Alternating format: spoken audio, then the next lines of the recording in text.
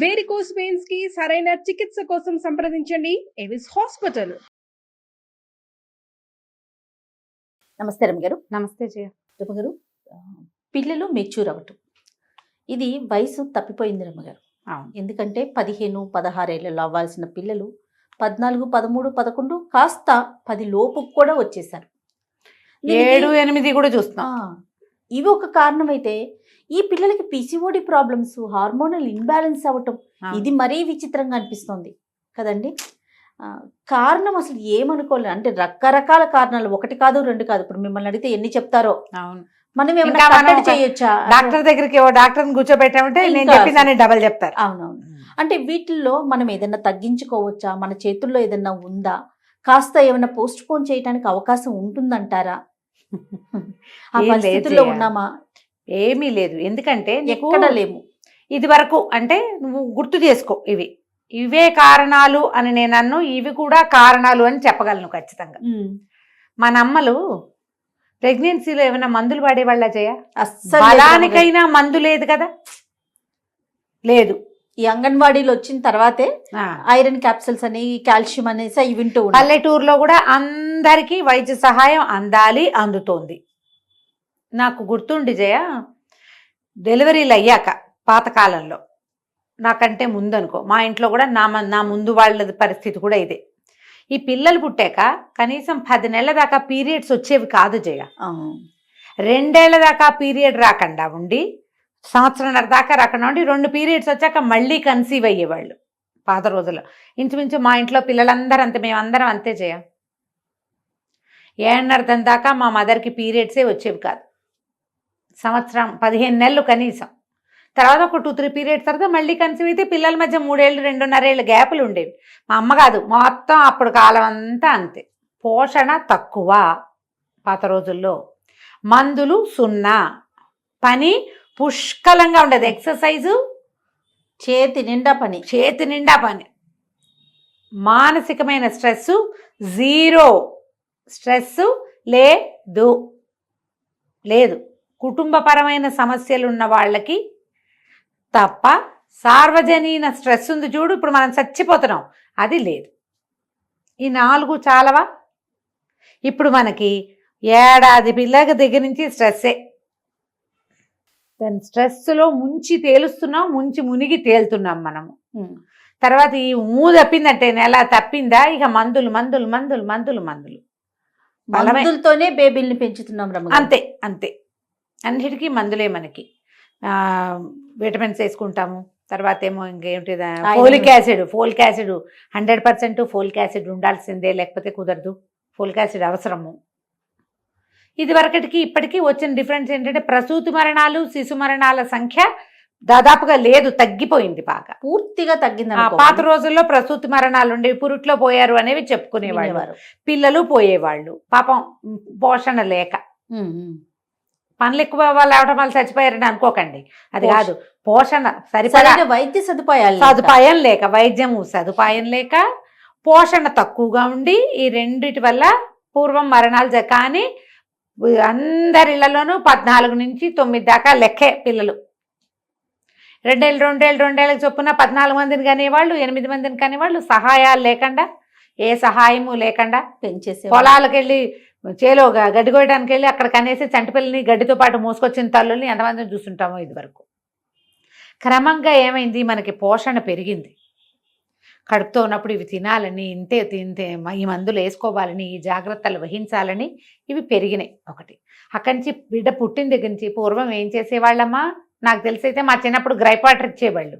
అందులో ఏముందో నాకు తెలియదమ్మా, గ్రైప్ వాటర్ మాత్రం ఇచ్చేవాళ్ళు. ఆముదం పెట్టేవాళ్ళు, రోజు ఒక చుక్క ఆముదం నోట్లో పెట్టడం, వేలు నాకు ఇచ్చేవాళ్ళు. ఆముదంలో వేలు ముంచడం, పిల్లల నోట్లో పెట్టేయటం. పిల్లలకి బలానికి ఏ మందులు ఇచ్చేవాళ్ళు కాదు జయ. తల్లిపాలు తాగేవాళ్ళు. ఎప్పుడో ఎవరికో పాలు పడకపోయినా, పాలు పిల్లలకి సూటు కాకపోయినా రేర్గా ఆవు పాలు పోసి పెంచుకునేవాళ్ళు. తల్లు లేకపోతే ఆవు పాలు పోసేవాళ్ళు. ఆవుకి ఇబ్బంది ఉన్న వాళ్ళు మేకపాలు పోసి పెంచుకునేవాళ్ళు.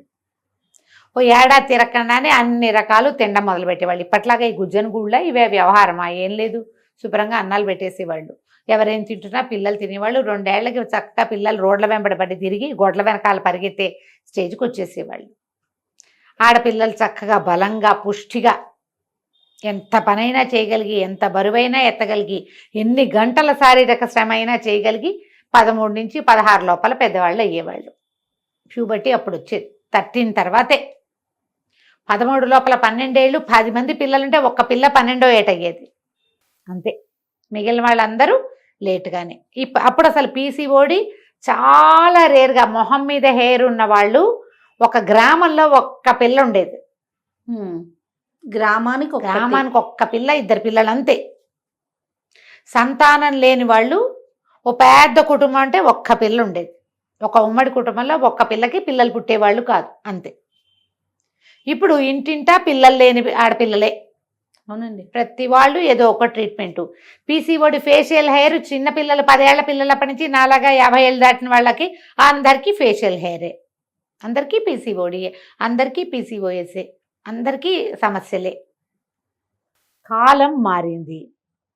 మనకి ఎన్ని అవకాశాలు వచ్చినాయో, ఎంత వైద్య సదుపాయం వచ్చిందో, ఎన్ని కొత్త కొత్త వ్యవహారాలు మనకి తెలిసినాయో, అలాగే సమస్యలు కూడా వీటితో సమానంగా పెరిగినాయి.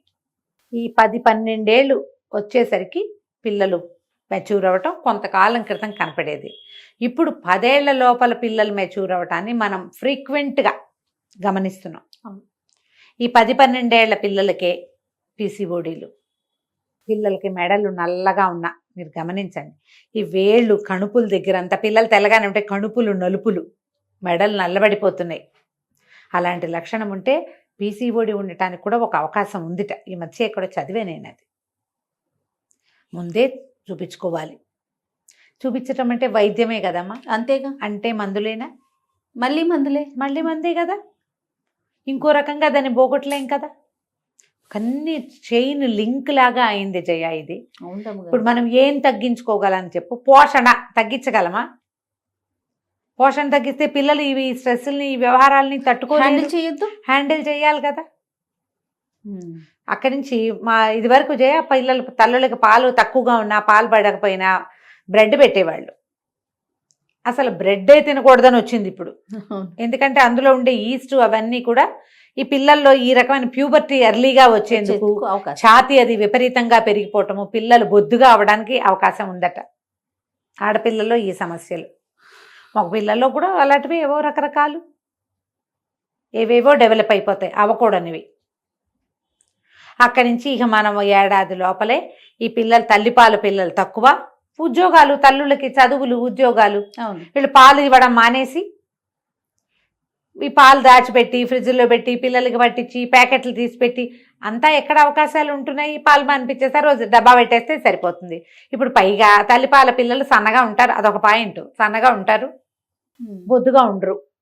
మనం టీవీలలో అన్ని చోట ఇంత లడ్డు పాపాయిలను చూస్తాం. మన పాపాయి కూడా లడ్డుగా అవ్వాలంటే దానికి ఫార్ములా పోసేయాలి.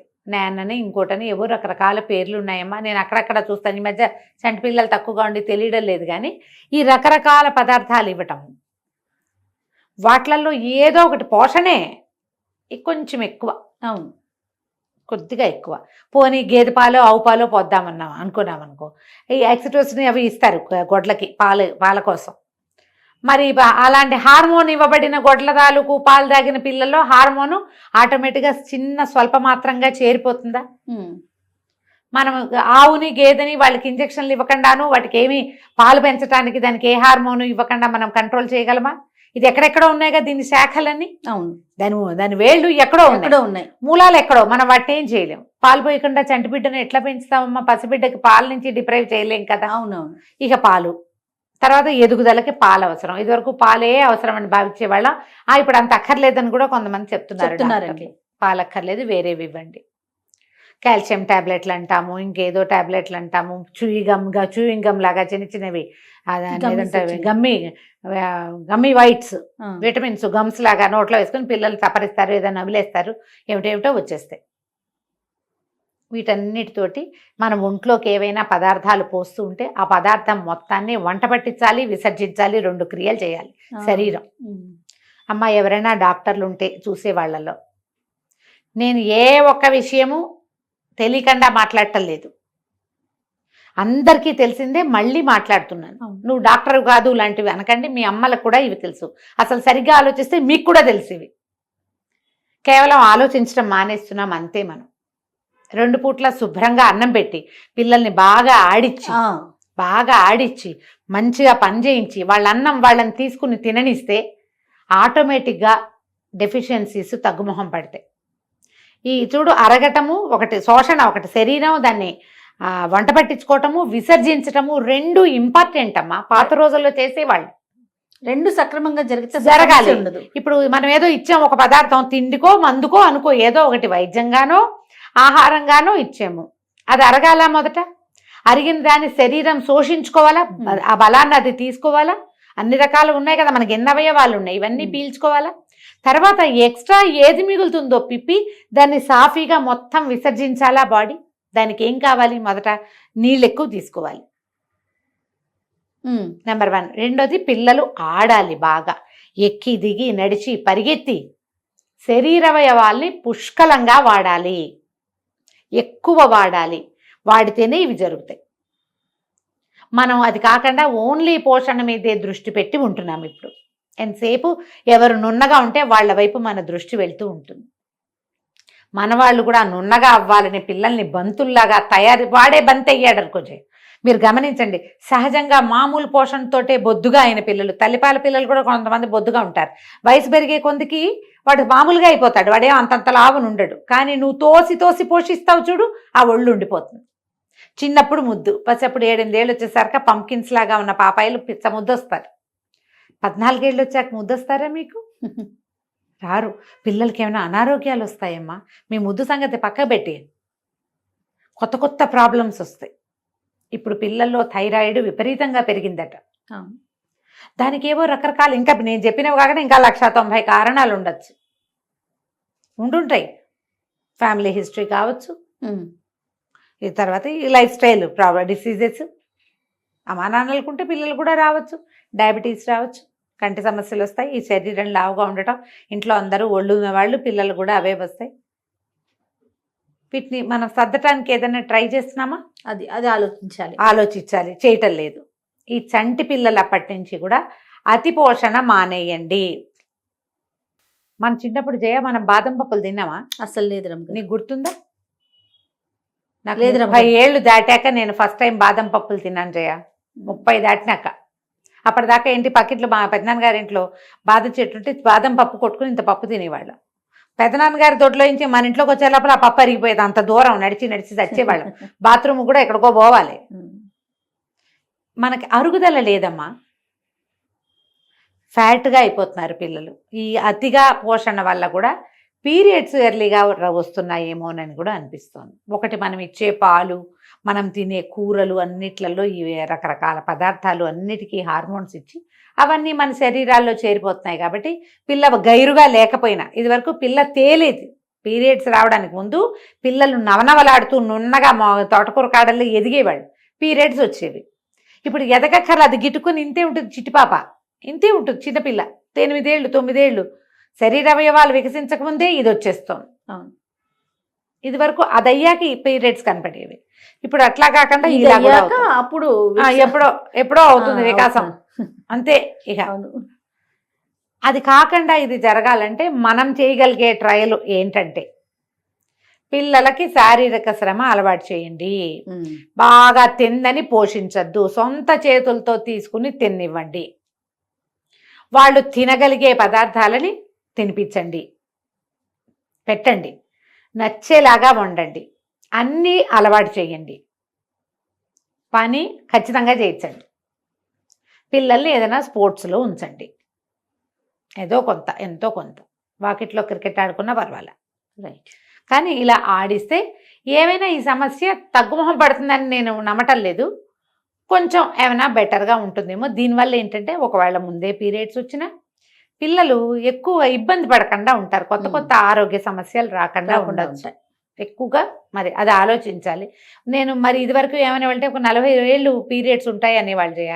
14లో అయ్యామనుకో, 54 దాకా పీరియడ్స్ ఉంటాయి, 40 సంవత్సరాలు ఇది లెక్క.